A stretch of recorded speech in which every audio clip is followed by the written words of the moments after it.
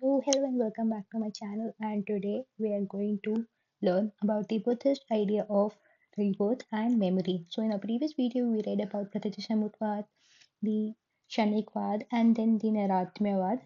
So, in continuation with that line of philosophy, that the theory of dependent origination, which was propounded in Pratyekasamutvad, we would read the theory of rebirth and memory in lines with that. So, what is law of karma basically? In Buddhist terms, law of karma is the actions have consequences both in this life and in future life. So, whatever you do in this life will have effects in the future life, and whatever you did in your past life are the effects, are the causes for all the effects you are seeing in this present life. So, Buddhist explanation of rebirth and memory. Buddhism believes in rebirth and the law of karma. Early Buddhism denies the possibility of eternal and immortal soul, and hence they explain rebirth on the basis of pratitya samutpad and not on the basis of transmigration of immortal soul. So, as we read earlier, because of the metaphysical silence of Buddha, there emerged two different schools of Buddhism, and in that two schools. The early one, the early Buddhist, basically denies the possibility of an eternal or immortal soul because of the theory of Nairatmyavad. So there is no eternal soul. So then how would they explain rebirth? Because rebirth is a concept which is fundamentally accepted in Buddhism. So, in order to explain rebirth, they use Pratyeka Samutpad as the basis, and they did not use the basis of the transmigration of the immortal soul, or that one soul is there's just one soul and it keeps on changing, it just keeps on changing forms. Rather, they explained the rebirth on the basis of Pratyeka Samutpad. So, according to Buddhism, rebirth is not the transmigration of soul. The same soul is not migrated. It is just a different shape of the same soul. Rebirth means causation of the next life by the present life. So this is all causally connected. As one flame may be lighted from another, though the two are different, they are causally connected. Similarly, the end of this life may cause the beginning of the next. So, unlike the other notions about rebirth, what the early Buddhists want to say that the rebirth just means the causation of the next life because of the present life. So this would mean that our present effects which we could see in our present life are a consequences of our things done in a past life, and similarly whatever we do in present life would be reflected in our future life. So similarly the end state of this life may cause the beginning of the next.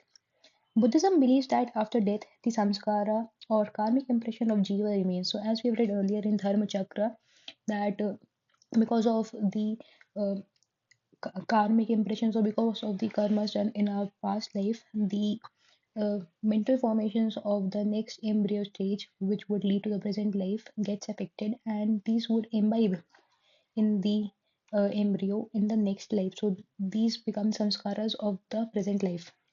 The sanskara are in accordance with jiva's karma, and it is due to them that a link between one birth and another is maintained. So it is because of the samskaras that a link is between the present and the past karmas and also the future. The present and the past and present lives bear no resemblance. So there's no resemblance between the present and past life, except that the new birth is according to the karmas of the old one.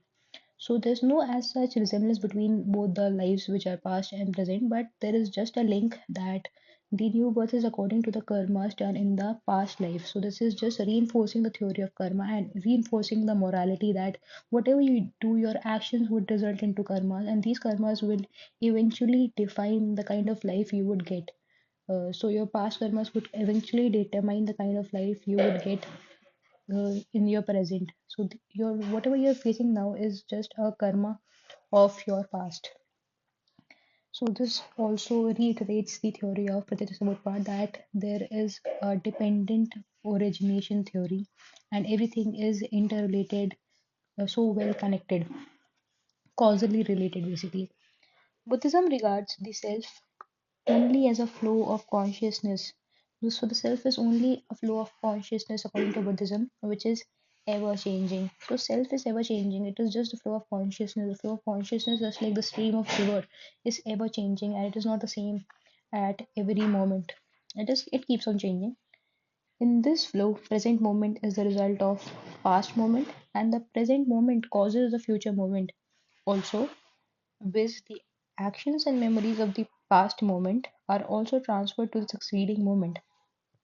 So it's not just that there is a virtual link established, it is that the actions and memory of the past moments are also transferred to the succeeding movement.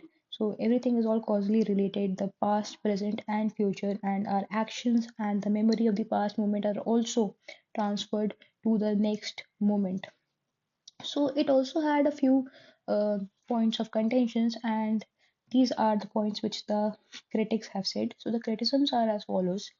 In Milan Panho, Menander asked Buddhist monk Nagasen that if soul is a flux, so if soul is constantly changing, if it is ever changing, if it is not eternal, if soul is a flux of momentary ideas, then who is that performs acts and who is that reaps their fruits? So if the soul is ever changing, then who is the one who is actually acting and who is the one who is actually reaping the fruits of those actions? Since you said that these souls keep on changing, so who is the one who is the actor, who is the doer, and who reaps all the fruits, be it good or bad? Second, it becomes uninspiring for Second, it becomes uninspiring for individuals to strive for nirvana if it is not defined positively as a state of eternal bliss. So it is not just a cessation of suffering which the individual wants, they also want a reward for it. So if you're trying for the cessation of suffering, for removal of suffering, you also want to get a reward associated with that process. So if there's no positive reinforcement for that, it becomes truly uninspiring. So if you don't get a proper reward for the things you're doing, so if you're not getting selected for the exams you're preparing for, it kinds of becomes very demotivating, very uninspiring. And the fact that you don't have any reward for the cessation of suffering, the fact that you don't have any defined reward for all the work you're doing, it is very uninspiring if you're not very motivated from within. So, what the criticism is that it becomes uninspiring for individuals to strive for nirvana if it is not defined positively as a state of eternal bliss. So, everybody over here in this world wants to attain that state of eternal bliss where they're not bothered by the disturbances in this worldly environment around them, and they just enjoy pure peace and bliss. For this, it becomes inevitable to accept an immortal self as a substratum of bliss. So, for the attainment of nirvana, it is truly uh, attainable when there is a inevitable and immortal soul, immortal self, which is accepted as the substratum of bliss. Third, according to the Jainas, the theory of momentariness makes the law of karma impossible. So Jaina have been really critical about the theory of momentariness, and they have said that the law of karma, according to which our actions determine our karmas, which later determine our births and rebirths, and that cycle follows. So, according to the Jainas, the theory of momentariness makes the law of karma impossible. The momentary idea which performs the action vanishes without reaping its fruit. So, for a moment, like if I did something wrong, or if for a moment that moment has passed, because since it is said that the soul is ever changing and this self is on a continuous flux. So, if the momentary idea which performs the action vanishes without reaping its fruits, uh, karta pranasa, krata pranasa, and another momentary idea reaps the fruits of action which is never performed, akrata bhayagama. So it's kind of unfair, right? Because it could be said that you were something else who did that bad karma, and now you're a changed person, and now you're reaping its fruits. So these are two different individuals according to the theory of momentariness. But this is totally contrary. So, what Jainas try to mean by this statement is that if the theory of momentariness is true, then the law of karma is totally impossible, because who would you judge? Then who would be the ethical or who would be the main cause for the morality to be uh, to uphold immorality. Fourth is knowledge itself becomes impossible without a synthesizing subject. So knowledge is only possible when there is a synthesizing subject which could unite all of our previous experiences, all of our previous knowledges. And if it is momentary in nature, then we don't have a repository for it. It just keeps on changing, and whatever we know is just the present moment. We have no memory of the past, and we could not even infer about the future. So perception, conception, memory, and recognition all become impossible without a subject. So a synthesizing subject is of utmost necessity, because only because of a synthesizing subject, the concepts of perception, conception, memory, and recognition are possible. So Mahayana Buddhists, which were the the early Buddhists, focus less on the idea of momentariness. So these are not the early Buddhists. Mahayana are the later Buddhists, which focus less on the idea of momentariness, like the Vedantins. They accept the possibility of a universal nominal self, which is incomprehensible from the empirical level. So, as we read earlier, that there were two different schools. So, first was the early ones, which said that there is no metaphysical reality as such, and whatever we see or whatever is right here in this empirical world is the only true thing. Whereas the later Buddhists said that there is some nominal truth, there are many nominal realities, but it is incomprehensible because we are limited by our capabilities. So this cannot be comprehended from the empirical level. So the Mahayana Buddhists focus less on the idea of momentariness, like the Vedantins. They accept the possibility of a universal nominal self, which is uncomprehendable from the empirical level.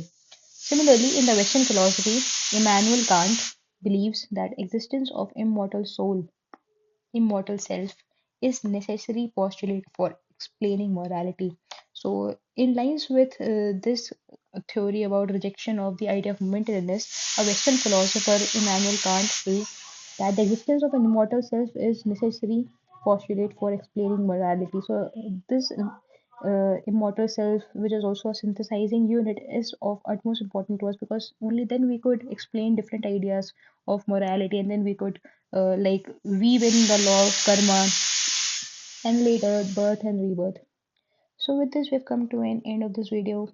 I hope you would have liked it, and in another video we will discuss about the different schools of Buddhism. That is a major topic. See you guys in the next one. Till then, see ya, bye.